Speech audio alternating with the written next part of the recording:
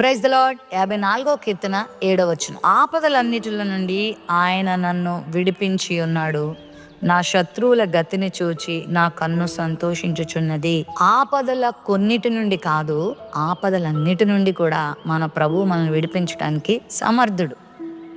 ఏ శత్రువు చేత మనం బాధింపబడుతున్నామో ఆ శత్రువుని అణగద్రొక్కగలిగిన శక్తి మన దేవునికి ఉంది.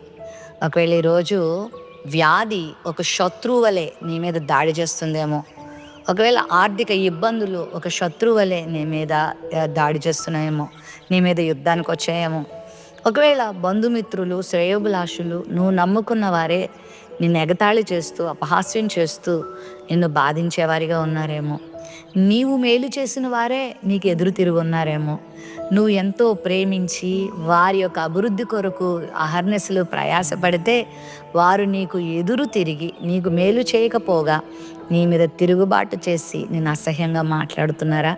అదొక శత్రువుగా నువ్వు బాధపడుతున్నావు కదా, అదొక ఆపదగా నువ్వు అనుభవిస్తున్నావు కదా. జీవితంలో ఊహించని విధంగా ఆప్తుల్ని కోల్పోవడము, సన్నిహితులకి దూరం అయిపోవడము, ఆయా పరిస్థితులలో ఒంటరిగా మిగిలిపోవడము జీవితంలో మనకు ఎదురవుతూ ఉంటాయి. ఇవన్నీ ఆపదలే. అయితే నీ ఆపదలన్నిటిలో నుండి నీ ప్రభువు నిన్ను విడిపించడానికి సమర్థుడు. భక్తుడు అంటున్నాడు, నా ఆపదలన్నిటిలో నుండి నా ప్రభు నన్ను విడిపించాడు, నా దేవుడు నన్ను విడిపించాడు. ఆపద కాలం ఎప్పుడు ఉంటుందని అనుకోవద్దు.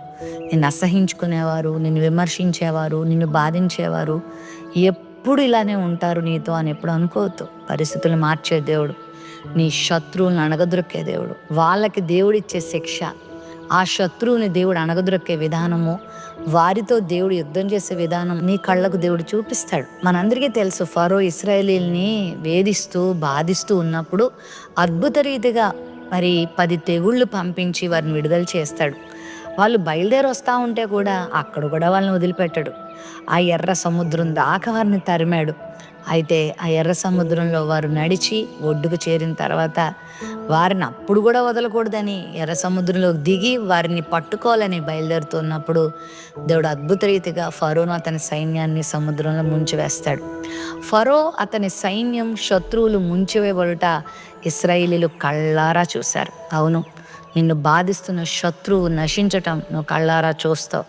అది నీ సమస్య కావచ్చు, నీ వ్యాధి కావచ్చు, అది ఏ బాధ అయినా కావచ్చు, నిన్ను అవమానపరిచిన సంఘటనలు కావచ్చు, వాటిని మింగివేసి వాటిని అణిచివేసి విజయాన్ని దేవుడు నీకు ఇస్తాడు, సమాధానాన్ని దేవుడు నీకు ఇస్తాడు, సంతోషాన్ని నీకు ఇస్తాడు.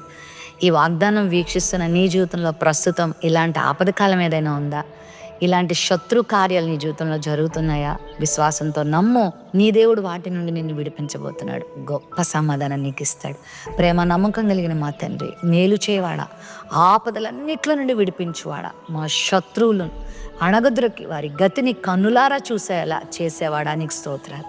నీ బిడ్డల జీవితంలో నెమ్మది సమాధానాన్ని అనుగ్రహించి జీవిత పరిస్థితులను మార్చి వారి జీవితాలు అద్భుతాలు చేయమని యేసు నామములో ప్రార్థిస్తున్నాం తండ్రి. ఆమేన్.